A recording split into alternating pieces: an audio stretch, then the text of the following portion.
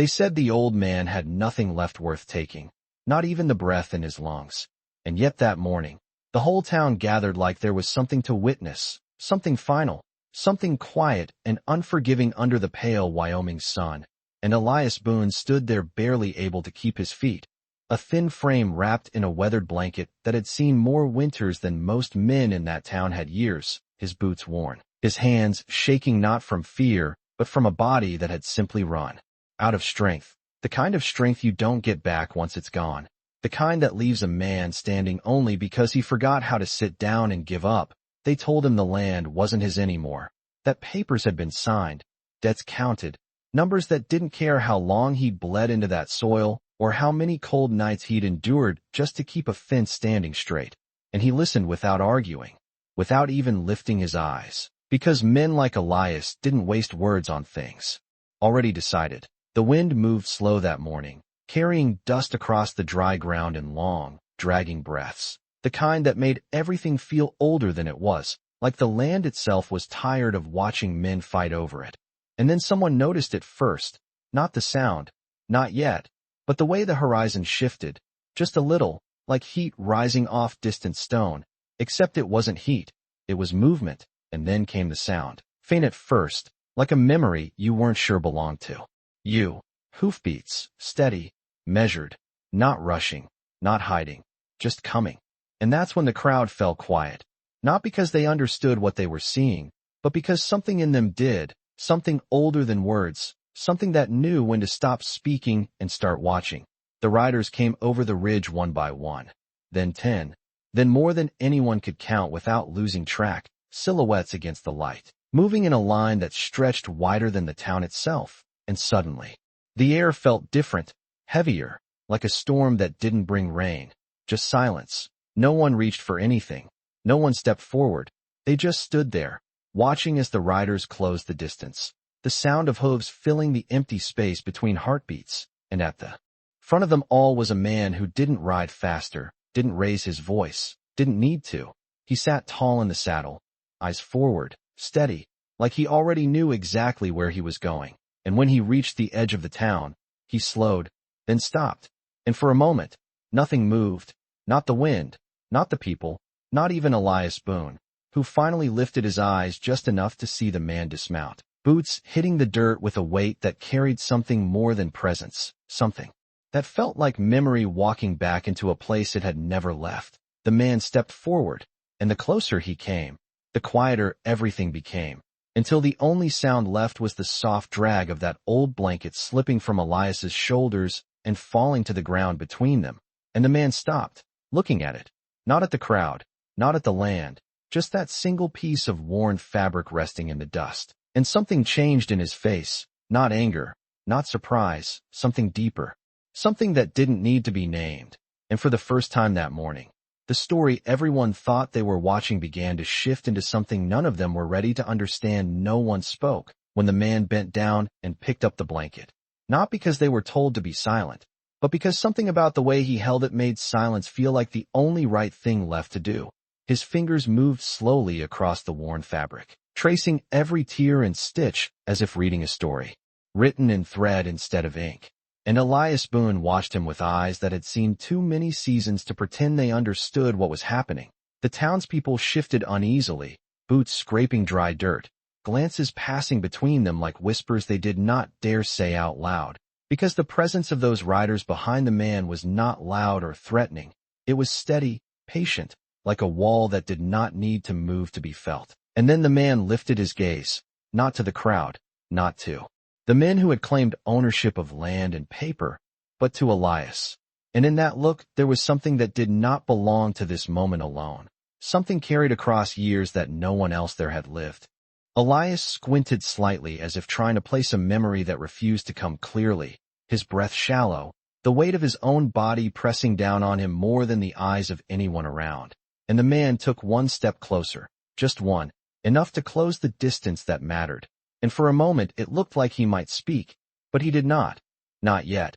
Instead he turned the blanket over in his hands, revealing the inside seam where the stitching had been redone by rough fingers long ago, a detail so small no one else would have noticed, except him, except the one person who had seen it before under a different sky, under a different kind of cold, and something in his chest shifted, not outward, not for anyone to see, but enough to change the air between them, the kind of change that does not need explanation to be understood. One of the men from town cleared his throat, stepping forward just enough to remind everyone that there had been a reason they were gathered, that there were claims and documents and decisions that needed to be enforced, but his voice came out thinner than he expected, lacking the certainty it had carried just minutes ago. He spoke about ownership, about law, about what was written and signed, but the words did not seem to land anywhere solid. They just drifted in the space and fell apart, because the man with the blanket did not turn to him, did not acknowledge him, and that absence of attention carried more weight than any argument could have. Elias shifted slightly, the effort visible in the slow movement of his shoulders, as if even standing there required a kind of strength he no longer had to give. And still he did not ask what was happening, did not demand answers, because somewhere deep in the quiet places of his memory, something had begun to stir, not a full picture, not yet, just a feeling, like the faint warmth of a fire long gone out. And the man finally spoke, his voice low, steady, carrying across the still air without needing to rise. And he said a single word, a name, spoken not as a question, not as a guess, but as something certain, something remembered. And Elias closed his eyes for a brief moment, just long enough for that name to find its place inside him. And when he opened them again, there was something different there, not recognition fully formed, but the beginning of it, the kind that comes slow and heavy, like dawn over a cold horizon. And behind the man, the riders did not move, not a single shift, not a single sound. But their stillness had changed too, no longer just waiting, but witnessing, as if what was happening in that small space between two men mattered more than everything else around them. And the town, for the first time in years, felt like it was no longer in control of its own story. The name did not echo loudly. It did not need to. It settled into the dust between them like something that had always belonged there. And Elias Boone felt it before he understood it, the way a man feels rain in the air before the first drop falls. His breath caught just slightly, not from fear, not from pain, but from the quiet weight of something returning after being gone too long to expect. The man holding the blanket did not repeat it. He did not explain it. He simply stood there and let it exist, and that was what made it real. Elias shifted again, slower this time, his hand lifting just an inch as if reaching toward a memory he could not yet see clearly, his eyes narrowing against the light, against the years that had stacked themselves between then and now. And for a moment the town disappeared from him, the voices, the claims, the presence of men who believed they controlled what stood in front of them. All of it faded into the background, because something else had taken its place, something colder, quieter, a wind from a different season brushing against the edge of his mind. And then it came not as a full picture, but as fragments, snow pressed flat against the ground, the sound of breath in the dark, a shape half buried near a broken tree line. And Elias's fingers twitched slightly, as if remembering the weight of something small, and trembling in his arms. The man stepped closer again, just enough for the light to fall across his face. And there, in the set of his eyes, in the stillness that did not belong to youth or age but to something learned the hard way, Elias saw it. Not the boy he had once known, but the trace of him, the same look that had once held fear and defiance at the same time, now steady, now shaped into something stronger. And the memory began to rise, slow and heavy, like pulling something buried from frozen ground.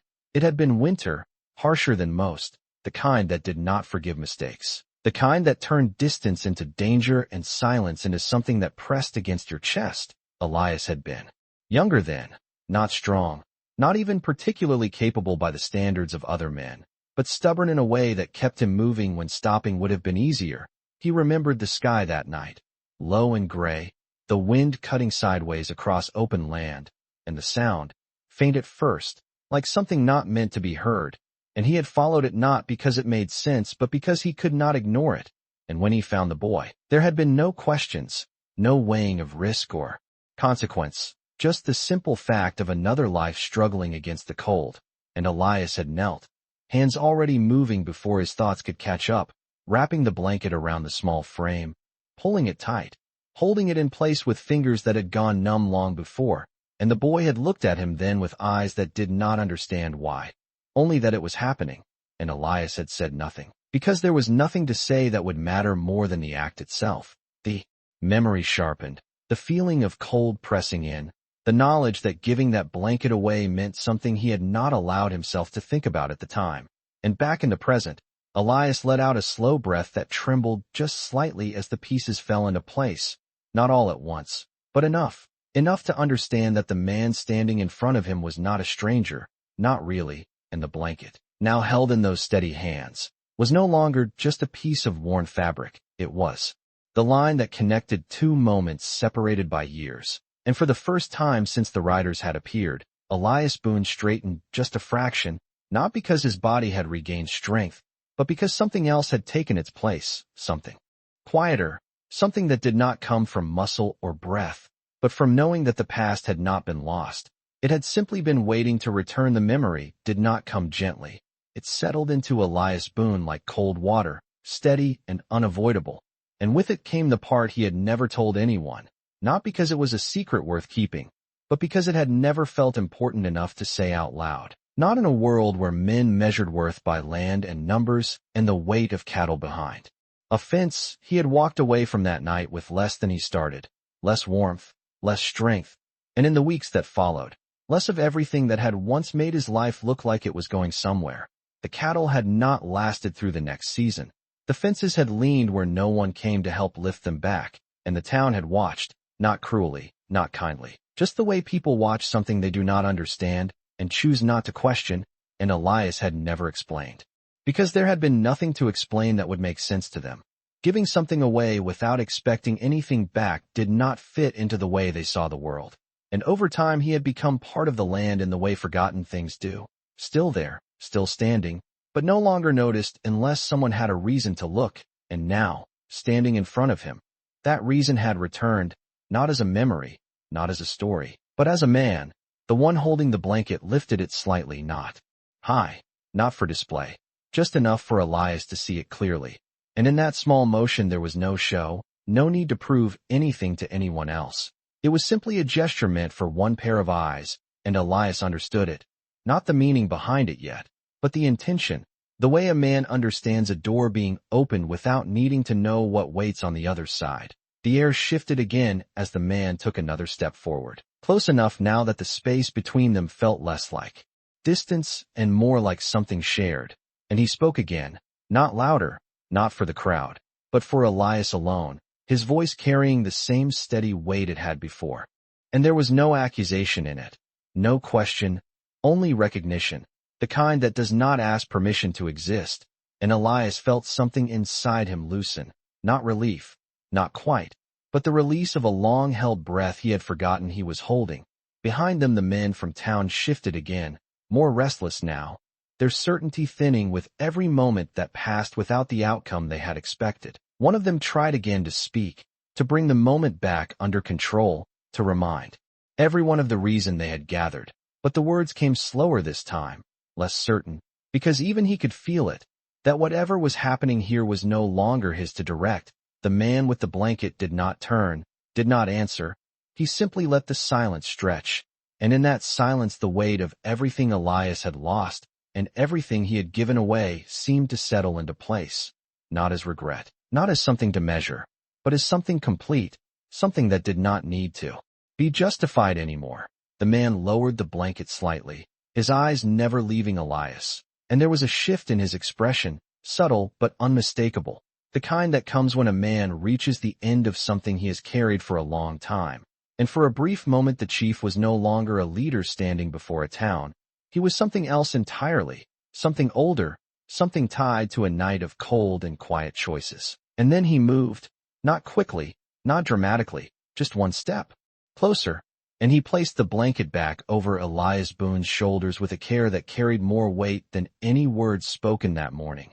Adjusting it slightly, as if remembering exactly how it had been done before, and Elias did not resist, did not speak. He simply stood there, feeling the warmth settle back around him, not stronger than it had been, not new, but familiar. And in that moment, the years between then and now seemed to fold in on themselves. leaving only two men standing in the same quiet understanding. And the town, watching from a distance that suddenly felt much greater than a few yards of dust, began to realize that whatever they thought they had come to take that morning, it was no longer theirs to claim. The blanket settled on Elias Boone's shoulders like it had never left, like the years between had only been a pause instead of a distance. And for a moment the old man closed his eyes, not from weakness this time, but from something quieter, something that did not need strength to hold it together. The chief's hands lingered just a second longer than necessary, not out of hesitation, but out of recognition, as if the act itself carried more meaning than anything he could say. And when he stepped back, the space between them did not feel empty anymore. It felt complete, like something long unfinished had finally found its place. The wind moved again, slow across the open ground, lifting dust in thin lines that curled around boots and faded just as quickly. And behind the chief, the riders shifted for the first time, not in tension, not in readiness, but in quiet acknowledgement, the kind that passes through a group without a word being spoken. The town watched this with a growing unease, because nothing they understood was happening the way it should have. There were no raised voices, no demands, no clear declaration of intent, just a stillness that carried more weight than any confrontation could have. One of the men stepped forward again, more cautiously now, his voice no longer sharp but careful, as if choosing the wrong word might break something he could not see. He spoke of agreements, of land that had already been claimed, of decisions that had been made before this moment arrived. But even as he spoke, it was clear he no longer believed his own certainty, because the man he was addressing did not react, did not even glance in his direction. The chief's attention remained where it had always been since he stepped off that horse, fixed on Elias. And in that unwavering focus there was a message that did not need to be translated. Elias shifted his weight slightly, the effort still visible but no longer defining him. And he looked at the chief, not as a stranger returned with power, but as something far simpler, far older, a boy who had once stood on the edge of a winter that would have taken him if not for a choice made without witness, without reward. And now that choice stood in front of him, not as a memory, but as a presence that filled the space with something the town could not name. The chief finally spoke again, his voice low, steady, carrying no force and yet impossible to ignore. He did not speak to the crowd. He did not address the men who had come with claims and expectations. He spoke to Elias alone, and though the words were few, they carried years within them, not spoken as gratitude, not spoken as debt, but as something that had moved beyond both. Something that simply existed because it had always been there. And as he finished, he turned slightly, just enough for the riders behind him to see. And that small movement was all it took, because one by one, without command, without signal, the men on horseback began to dismount, their boots touching the ground in quiet unison, forming a line not in front of the chief, not behind him, but beside Elias Boone. And the shift was subtle, almost gentle, but its meaning was clear in a way that no one could misunderstand.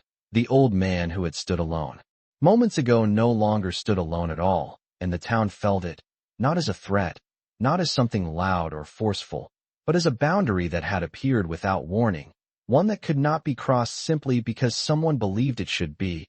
And for the first time that morning, the men who had come to take something began to understand that what stood before them was not resistance in the way they had known it. It was something quieter, something steadier, something that did not need to push back because it had already decided where it stood. And Elias Boone, wrapped once again in the same worn blanket, stood at the center of it all, not as a man reclaiming what was his, but as a man who had never truly lost at the line of riders standing beside Elias did not move. But their stillness changed the shape of everything around them, like a fence drawn without wood or wire, something you could not touch but knew better than to cross. And the men from town felt it before they understood it, the way a man feels the edge of a cliff in the dark without needing to see it. One of them shifted his weight and took a small step back, not out of fear he could name, but because something inside him told him forward was no longer an option. The papers in his hand crinkled slightly as his grip loosened, the words written there suddenly carrying less weight than they had just minutes ago, because ink had never been meant to answer something like this. And the chief stood quiet, his gaze steady, not challenging, not demanding, simply present in a way that made everything else feel smaller by comparison. Elias Boone breathed in slowly, the air catching in his chest before settling, and for the first time in a long while, that breath did not feel borrowed. It felt his, the blanket resting on his shoulders holding not warmth alone, but something steadier, something that did not come from cloth but from the man who had returned it. The town tried once more to gather itself, to reclaim the moment, a voice rising from the group, speaking carefully now, no longer sharp, no longer certain, asking questions that sounded more like requests than orders, asking what this meant, asking who had the right to decide what happened next. But the answers did not come in words. They came in the quiet shift of boots against dust as another rider stepped forward and took his place beside Elias. Then another, until the space around the old man was no longer open ground, but something held, something guarded without a single hand being raised, and the meaning settled in slowly. Heavier with each passing second, Elias did not look at the men who had come to take his land. He did not need to. He had spent years being overlooked, years standing in plain sight without anyone choosing to see him.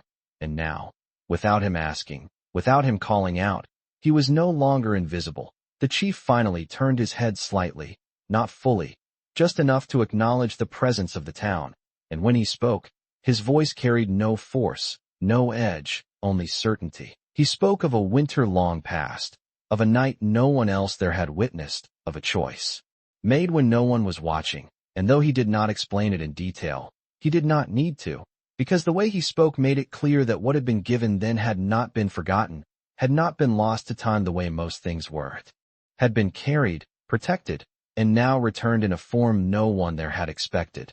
The wind passed through again, lifting the edges of coats and stirring the dust at their feet, and in that movement, the tension that had filled the morning did not break. It settled, changed into something quieter but far more certain.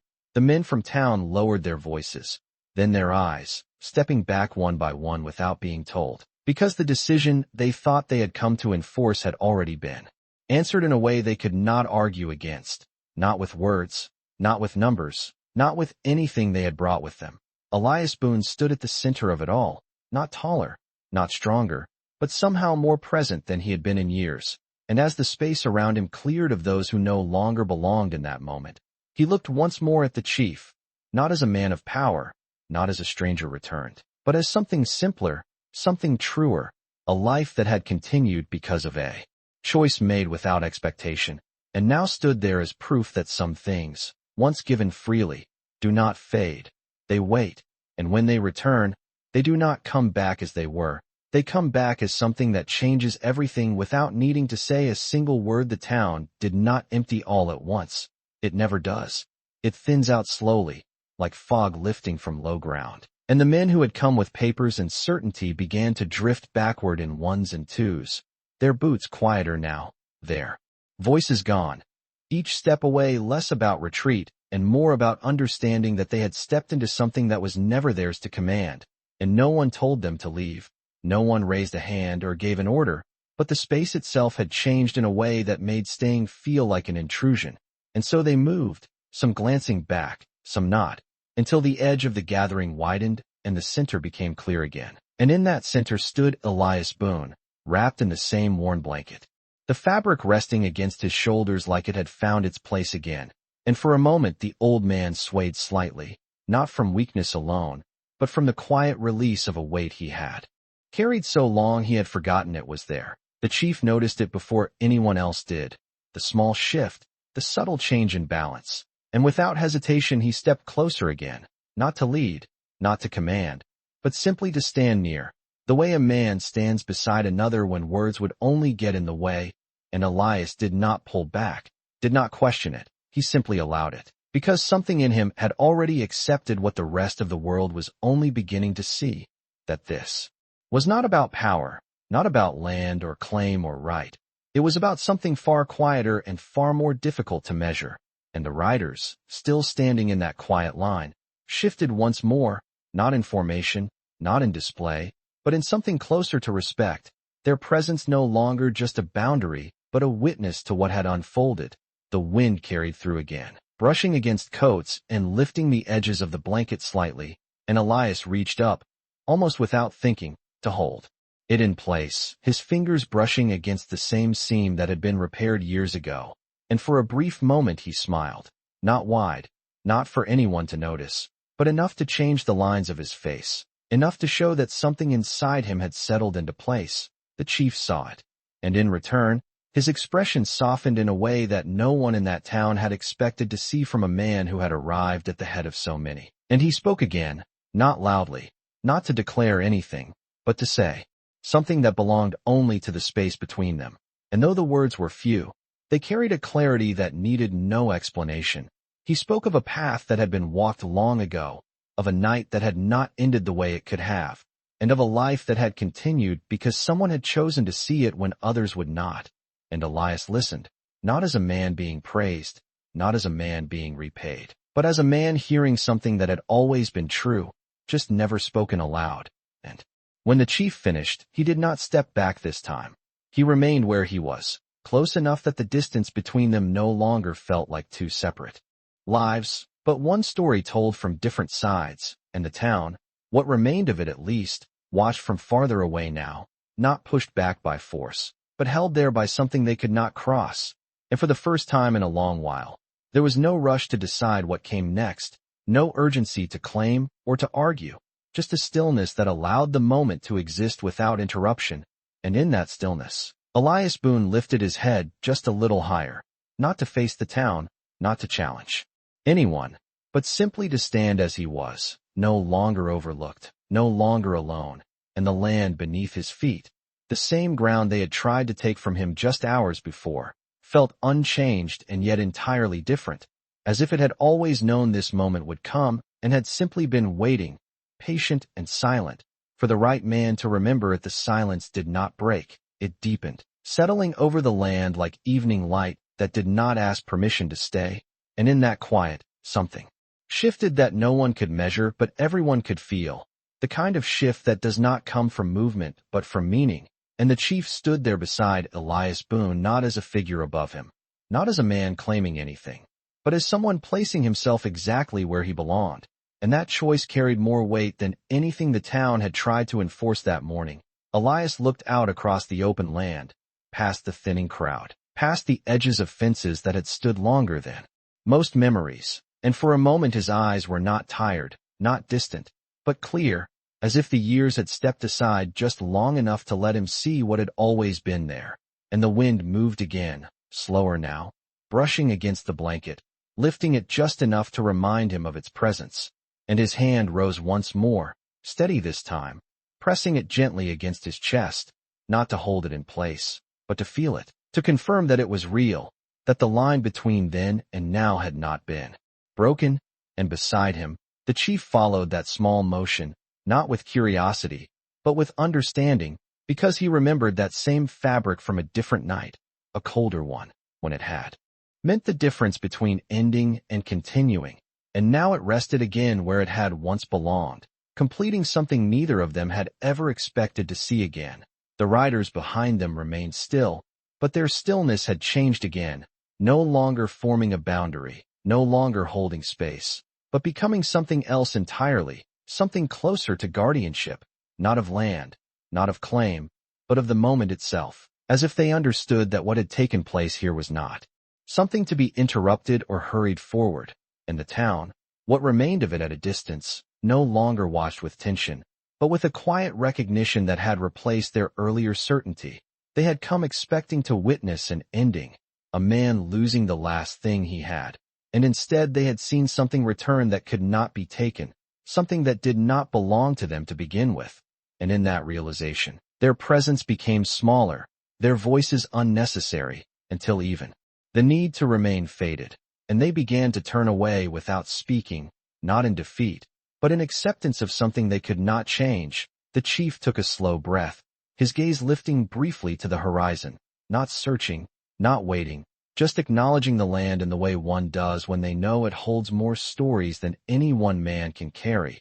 And then he looked back to Elias, and there was a quiet decision in that look, not sudden, not forced, but settled, like a stone placed where it was always meant to rest. And he reached out once more, not to adjust the blanket this time, but to rest his hand lightly over Elias's shoulder, and the gesture was simple, almost unnoticeable, but it carried something deeper than any display of power could have, because it was not given for others to see. It was given because it needed to be, and Elias did not move away, did not question it. He simply stood there, feeling the weight of that hand, not heavy, not pressing, just present, and in that presence there was something he had not felt in years, not belonging to a place, not ownership, but something quieter, something steadier, the feeling of not being left behind, and the land around them seemed to settle with it. The fences, the dust, the long stretch of open sky, all of it unchanged and yet carrying a different meaning now, as if the story that had been written here was no longer unfinished. And for a moment, just a moment, everything held still, not waiting for what would happen next, but honoring what had already been decided without a single word needing to be spoken. The moment did not end with a command or a final word. It ended the way the desert ends a long day, slowly, quietly, without asking anyone to notice. And Elias Boone stood there with the blanket resting against his shoulders, feeling the weight of it settle deeper than before, not heavier, but fuller, as if it carried everything that had passed between then and now. And the chief's hand remained there for just a second longer before he let it fall away, not because it needed to, but because it had already said what words could not. And when he stepped back this time, the space between them did not feel like distance. It felt like respect, the kind that does not fade once it is given. The riders began to move then, not all at once, not in any rush, but one by one, returning to their horses with the same quiet purpose they had arrived with. No orders spoken, no signals given, just an understanding that had passed through them without sound. And as they mounted, the line that had formed beside Elias shifted again, no longer a wall, no longer a guard, but something that had completed its purpose and was ready to move on. The town was almost gone now, only a few figures, lingering at the edges, watching from a distance that had grown larger than the land itself, and none of them spoke, because there was nothing left to argue, nothing left to take, only something to remember. Elias drew in a slow breath, deeper than any he had taken that morning, and it did not catch this time. It did not falter. It settled in his chest like it belonged there. And for a moment he closed his eyes again, not from weakness, but from something closer to peace, the kind that does not come often and never stays long, but leaves enough behind to be felt even after it passes. When he opened them, the chief was already mounted, sitting tall in the saddle, not looking down, not looking away, just looking at him the way a man looks at something he will carry with him long after he rides on. And there was no farewell spoken, no need for one, because what had been given between them had already crossed beyond words. And the chief turned his horse slowly, not abrupt, not final, just a shift in direction, and the riders followed, their movement quiet against the open land, the sound of hooves steady but soft, fading into the distance the same way they had come. And Elias watched them go, not with loss, not with longing, but with the understanding that nothing had been taken from him in their leaving. Something had been returned, something that did not stay in one place, but moved with time, carried forward in ways no one could see. The dust settled again behind them, the horizon returning to stillness, and the land looked the same as it had that morning, the fences, the sky, the long stretch of earth that had outlasted every argument ever made upon it. But to Elias, it was not the same, because he was not the same. He stood there a while longer, not moving, not needing to, the blanket wrapped around him, his hand resting lightly against it, feeling the seam beneath his fingers, the one that had been repaired long ago. And he gave the smallest nod, not to anyone watching, not to the empty road, but to something only he could see, something that had finally come full circle. And then, slowly, he turned back toward his land, not as a man who had fought to keep it, but as a man who had never truly lost it. And the wind moved once more, soft across the open ground, carrying nothing away, only passing through, the way time does when it knows some things are meant to remain.